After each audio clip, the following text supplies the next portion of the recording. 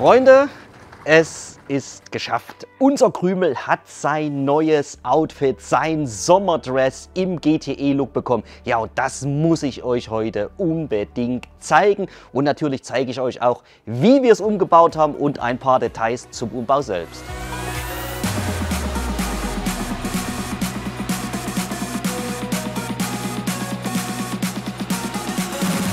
Ein ganz wichtiger Punkt beim Umbau, das war das Tagfahrlicht.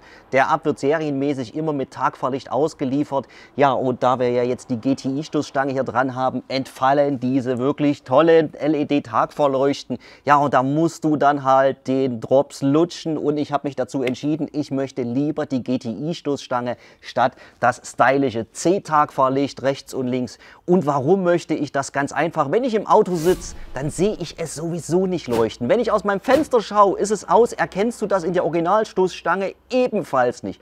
Also habe ich wirklich dann auf die GTI-Stoßstange gesetzt und muss sagen, wenn ich aus meinem Fenster auf meinen Stellplatz schaue, dann sieht das schon richtig, richtig gut aus. Ja, und mit diesem Wegfall des Tagfahrlichts, da hat sich ein Problem ergeben. Wo packen wir es hin? Und da gab es eigentlich nur zwei Lösungsansätze. Den ersten haben wir relativ schnell wieder verworfen. Wir hatten überlegt, die Nebelscheinwerfer einfach als Tagfahrlicht umzufunktionieren, aber es würde gehen. Leider ist es nicht TÜV-konform, denn die Nebelscheinwerfer sind Nebelscheinwerfer und haben hier am Up nicht diese Zusatzfunktion als Tagfahrlicht. Man kann es sicherlich machen, aber es ist halt nicht komplett legal. Also haben wir uns dazu entschieden, wir tauschen die Frontscheinwerfer. Ja, warum mussten wir die tauschen? Ganz einfach, der normale Up hat hier 3 Kammern in LED-Technik. Das hat der E-Up nicht. Der hat zwar die Kammern, aber das ist komplett blind. Da sind keine LEDs, deswegen wir die Scheinwerfer rechts und links tauschen mussten. Das ging relativ easy, das war überhaupt nicht das Problem. Etwas anspruchsvoller, aber für jeden Hobbyschrauber ziemlich einfach umzusetzen. Das ist dann einfach die Bepinnung und der Stecker, der ist nämlich anders. Das Original-Tagfahrlicht hat einen anderen Stecker als das hier oben im Scheinwerfer. Und da gibt es nochmal einen ganz kleinen Trick. Volkswagen hat es uns da nicht ganz einfach gemacht, denn die Stecker auf das Tagfahrlicht und hier oben das Tagfahrlicht in dem Scheinwerfer, der das Tagfahrlicht hat, das ist anders. Ja, und nicht nur der Stecker ist anders, auch die Pin-Belegung ist anders. Da sind 2 Kabel, die müssen getauscht werden. Das kannst du nicht einfach so in Pin 1, 2, 3 umstecken. Da musst du dann schon den Schaltplan lesen, um diesen kleinen, naja, Gemeinheit rauszubekommen. Wir haben es gemacht, es funktioniert so, wie es funktionieren muss. Du musst natürlich dann hinterher die Scheinwerfer neu einstellen. Das ist aber eigentlich alles easy. Und jetzt haben wir hier ein ganz legales Tagfahrlicht. Was ich vielleicht noch machen werde, das sind die orangen Birnen. Ich denke, da machen wir mal welche mit einer Chromummantelung, dass es ein bisschen ja, noch cooler aussieht und nicht ganz so orange. Die Up GTI-Stoßstange, die hat eine kleine Besonderheit, denn der Up GTI mit seinen 115 PS, der hat ja schon ordentlich Bums und ja, die Leistung, die entwickelt dann ja natürlich beim Verbrenner Wärme. In diesem kleinen Motorraum muss die ja irgendwo hin. Also was hat man beim GTI Up gemacht? Man hat ihm einen großen Wasserkühler verpasst, einen großen Klimakühler und hat dann wirklich den kompletten Frontbereich als Kühlfläche genutzt. Das ist beim E-Up wiederum ein bisschen anders, denn beim E-Up habt ihr gar nicht so viel Kühlfläche. Wir haben hier nur wirklich einen kleinen Kühler, der reicht für unseren Elektroflitzer ja eigentlich völlig aus. Problem bei der Sache ist, wenn du diesen großen Kühler mit diesem großen Lüftungsgitter und mit dem kleinen Lüftungsgitter, dem kleinen Kühler alles durcheinander würfelst, dann hast du hier mit der GTI-Stoßstange das Problem, dass diese ganze Seite hier offen ist und der Fahrtwind hier komplett in den Motorraum rein kann.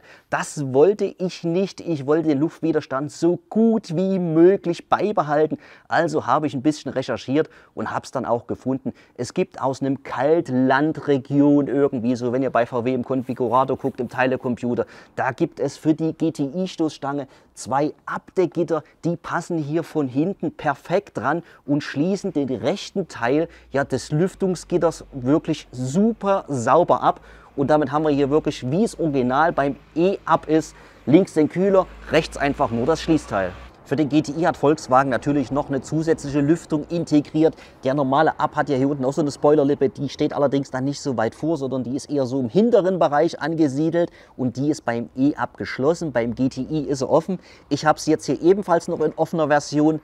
Ich habe noch keine Lippe gefunden, wo das komplett geschlossen ist. Wer das vielleicht irgendwie kennt, das Teil, einfach mir mal bitte Bescheid sagen, würde mich freuen, wenn es da irgendwie was geben würde.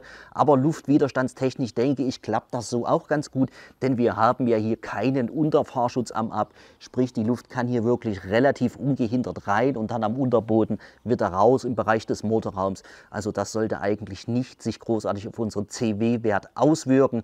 Ja, ob wir nochmal einen Unterbodenschutz dran bauen, da bin ich noch am Überlegen. Ich denke mal, das wird vielleicht dann im nächsten Step irgendwann auch noch passieren. Unser Krümel steht hier mit unserem GTI-Umbau jetzt auf 17 Zoll Dots-Felgen. Ja, und warum 17 Zoll Dots und nicht 17 Zoll GTI-Felgen? Ganz einfach, die Traglast der GTI-Felgen passt nicht zur Traglast, zur Achslast des E-Up. Da sind 20 Kilo Differenz und diese 20 Kilo, die kriegst du legal nicht weggetragen, wenn du da irgendwie die Räder eingetragen haben möchtest, weshalb wir hier einfach auf diese Dots-Felgen gekommen sind. Ja, wer sich dafür interessiert, ich habe auch bei Ronal angefragt, da gibt man dir ebenfalls nur die Traglast des GTI-Rades und der Volkswagen, der Hersteller, der Auftraggeber der UE-Räder ist, so wäre es richtig, gibt es dafür auch keine Gutachten seitens Ronal.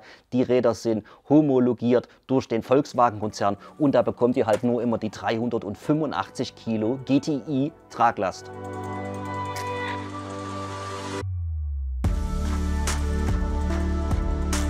Von außen sieht er ja schon wirklich sehr, sehr gut aus. In den Innenraum könnte noch so ein kleines bisschen mehr Sportflair rein. Da fehlt schon noch einiges zum GTI. Die Sitze selbst sind vom Seitenhalt ja eigentlich identisch. Das ist nur das Muster, was anders ist. Das wäre natürlich noch eine Option. GTI-Sitze mit dem blauen GTE-Stoff, das wäre cool. Ja, und richtig cool, da bin ich noch schwer am Überlegen, ob wir es machen oder nicht. Das ist der Dachhimmel, das sind die Säulenverkleidung, die schwarzen Sonnenblenden. Falls da jemand was rumliegen hat, einfach bei mir melden. Das Thema Reichweite, das ist sowieso so ein Punkt bei unserem Krümel. Würde ich euch gerne schon berichten können, wie viel es ausmacht, die Stoßstange mit dem anderen Lüftungsgitter vorn drin, mit dem anderen CW-Wert, mit den anderen Rädern. Aber ich bin im Moment nicht wirklich viel gefahren, so 170 Kilometer bei einem Stromverbrauch von 14 Kilowattstunden. Das ist jetzt nicht gerade viel, es ist nicht gerade wenig, aber ich muss dazu sagen, das Wetter war auch wirklich immer echt schlecht. Ich habe die Heizung angehabt, also das ist noch kein repräsentativer Wert. Der wird sich wahrscheinlich erst so über längere Strecken einpegeln. Vor allen Dingen jetzt, wenn die Temperaturen wieder steigen, wenn die Sonne scheint, dann merkst du das dann schon, dass die Batterie doch so ein bisschen an Performance zunimmt und ein bisschen mehr Energie hat und du halt wirklich auch deutlich mehr Reichweite hast. Denn die ist jetzt über den Winter so Stück für Stück schon wirklich echt dahingeschmolzen. Ich habe es in meiner Langzeitstatistik gesehen, in meinen Fahrdaten. Da siehst du, dass dann ab September dann wie der Verbrauch nach oben geht. Das ist aber wirklich dann nur meistens der Heizung geschuldet, weil die sich halt wirklich ordentlich viel Strom wegnimmt. Ob es mit den 17 Zoll sich auswirkt, wie viel Kilowatt es mehr sind, das werde ich in einem extra Video dann euch nochmal berichten. Jetzt aber erfreuen wir uns erstmal an unserem Up GTE.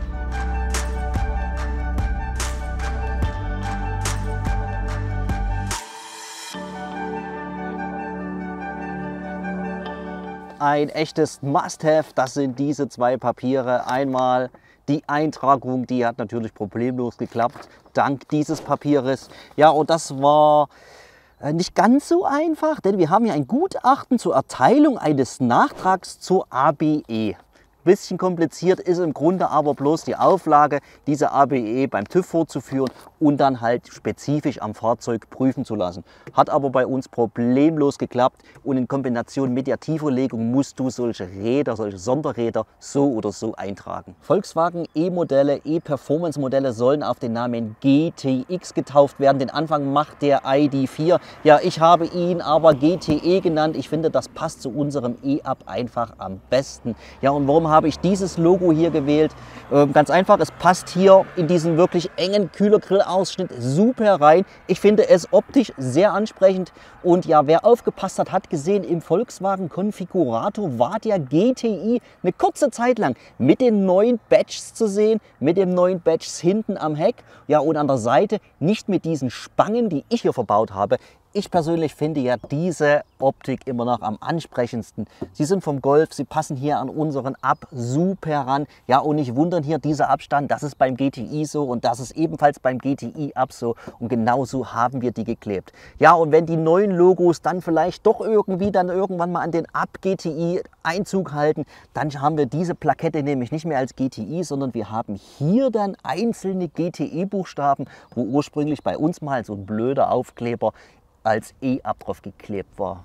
So viel GTI wie möglich, ja, und so viel wie nötig. Und da haben wir einen kleinen Abstrich gemacht, da haben wir uns ein bisschen vom klassischen GTI-Look entfernt. Natürlich haben wir GTE dran stehen, wir haben die blaue Leiste statt der roten GTI-Leiste, aber die bringt Krümel ja serienmäßig mit. Was er nicht mitbringt, das ist der Dachkantenspoiler, der ist so 1:1 vom GTI. Ja, das Video dazu, die Erklärung zum Heckspoiler, die gibt es ja in dem ersten Video zum Thema Umbau auf GTE. Einfach mal hier oben reinklicken, dann anschauen.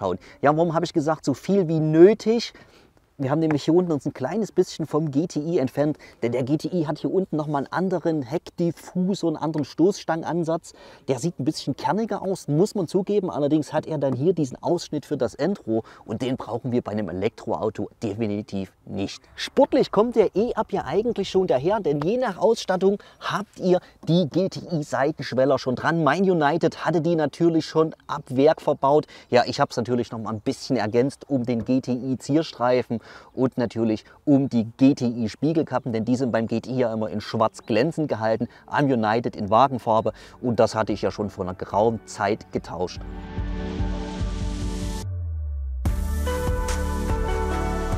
Natürlich musst du mit so einer Tiefverlegung so ein paar Kompromisse eingehen, die aber eigentlich hier mit den HNR-Federn nur, wenn du auf so einer schlechten Straße wie dieser unterwegs bist, da merkst du das dann schon ganz einfach. Der flache Reifen, die geänderte Federung, dass es so ein kleines bisschen lauter im Innenraum geworden ist. Aber ich finde, es ist immer noch wirklich sehr, sehr gut. Vor allen Dingen im Vergleich zum Serienfahrwerk. Das war ja von Haus aus schon deutlich ja, straffer als so jeder Serien-Up, den ich so bis jetzt gefahren bin. An der Hinterachse habe ich ihn ja jetzt noch mal so ein bisschen runtergenommen. Ich habe noch mal diese dünneren Federteller verbaut. Das waren noch mal zusätzliche 8 mm, die wir hier da gewinnen konnten. Man sieht sie nicht, ich habe sie aber nachgemessen, sie sind wirklich da. Ja, und viele von euch berichten ja immer über Poltern an der Hinterachse. Da bin ich mit meinem E-Up natürlich und glücklicherweise bis jetzt wirklich immer verschont geblieben. Denn da ist eigentlich nichts zu hören. Der rollt einwandfrei, so wie sich das gehört. Richtig Spaß macht unser Krümel, wenn du ihn um die Kurven jagst und das geht mit den 17 Zoll, mit den HNR-Federn einfach wirklich richtig gut. Er ist mega präzise auf der Vorderachse. Das macht richtig viel Spaß, ihn so hier um die Kurven zu wirbeln. Kreisverkehre, ganz großes Kino, da geht er richtig durch wie ein Go-Kart. Die Reifen, die walken halt nicht so viel wie die originalen 15 Zoll Felgen. Da war ja ein richtig dicker Ballonreifen drauf. Da macht sich unser 195 40er mit dem flachen Querschnitt schon wirklich gut. Der Abrollkomfort auf einer glatten Straße der Reifen ist nach wie vor super.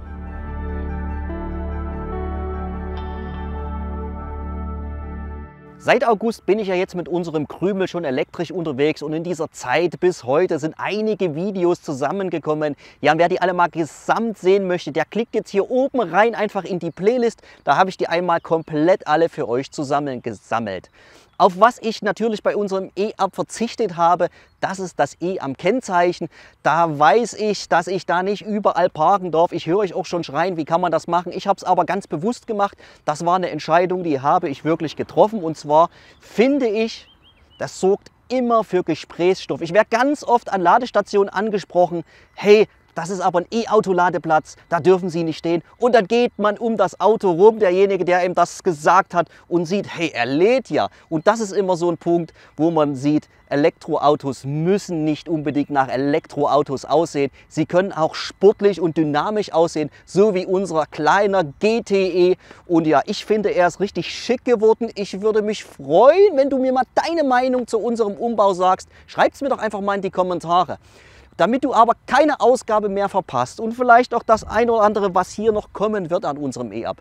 Jetzt hier oben die Glocke drücken, ganz wichtig, den Kanal abonnieren, ja, und dann bei der nächsten Ausgabe VMAX TV wieder dabei sein. Ich sage danke fürs Zuschauen, ja, und freue mich, wenn du das nächste Mal wieder einschaltest.